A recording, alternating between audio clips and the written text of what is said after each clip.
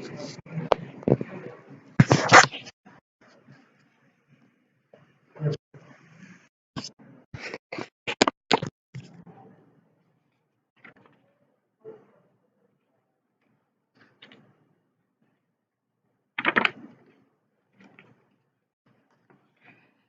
a moment to consider the incredibly vast amount of life found on this planet.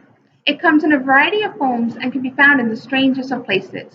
From deep down in ocean vents where it's so hot your face would melt, to thousands of feet up in the sky where bacteria travels the globe. There are tiny mice and giant elephants, each as different from one another as you are from a cactus.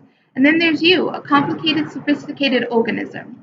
So what do all these varieties of life have in common? Well, they're all made possible by and rely upon Earth's unique atmosphere for survival. Today, I'm going to take a few minutes to inform you about that atmosphere. I'll take you on a tour through the 5 different layers, and we'll discuss each layer's location, its function, and some facts about it. The first layer we'll discuss today is the troposphere. According to the NASA website, the troposphere is the lowest of the atmospheric layers. It extends up to 9 miles high in the sky and goes down into Earth's surface as well. According to the National Geographic website, this is where all water vapor and clouds form. That means that the troposphere is responsible for providing all of life's drinking water. This is also the layer where weather conditions occur. So rain, thunderstorm, wind, and cloud, that's all the troposphere.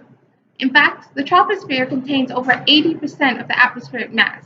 That means that the oxygen you're breathing right now and the carbon and nitrogen required for your life is all made possible thanks to the troposphere. Now that we've learned a little about that first layer, let's move on to the second layer, the stratosphere. According to the Physical Geography textbook by Darrell Hess, the stratosphere is located just above the troposphere and extends up to 30 miles high. This layer is extremely significant to life on Earth because it's where we can find the ozone layer, which protects us from dangerous and harmful radiation coming in from the sun.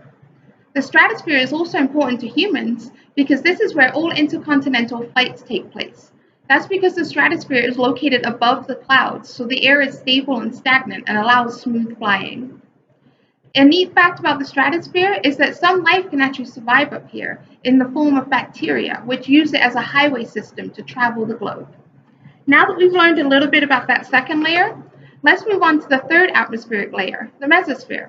According to the textbook Physical Geography by Darrell Hess, the mesosphere is located just above the stratosphere and extends up to 50 miles high. This layer is where all the meteors burn up to prevent them from impacting and damaging the Earth. In fact, each year over 40 tons of meteors fall toward the Earth and are thwarted by the mesosphere. That's what you're witnessing when you see a shooting star.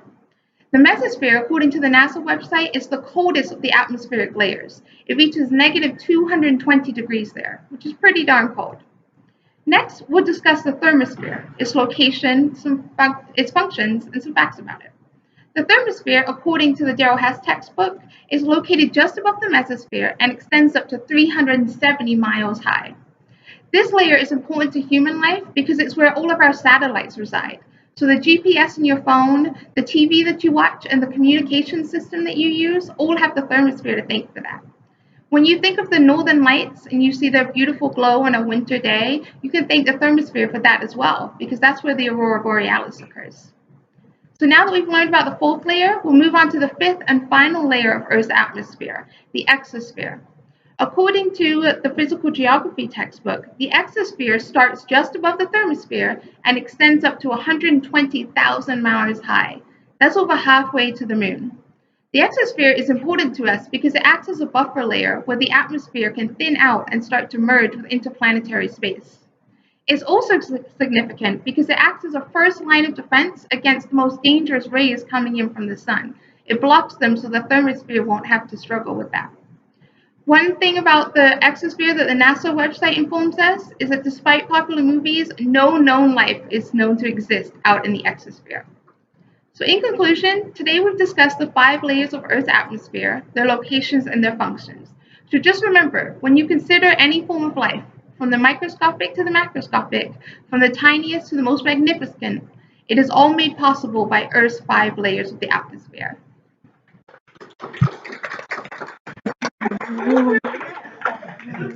Don't answer that.